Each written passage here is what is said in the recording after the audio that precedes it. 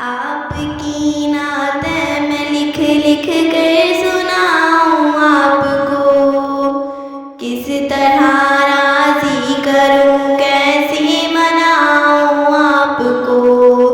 आपकी नातें मैं लिख लिख कर सुनाऊं आपको, किस तरह राजी करूं कैसे मनाऊं आपको।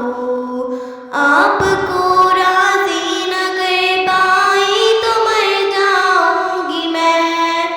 छोटी छोटी किरचियाँ बनकर बिखर जाऊंगी मैं।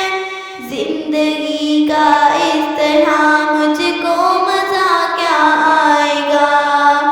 दिल सियाही के भंवर में डूबता रह जाएगा। वास्ता दूँ आपको मैं आपके हसनैन का, यार गारे सौर का सदीक का उस्मान का।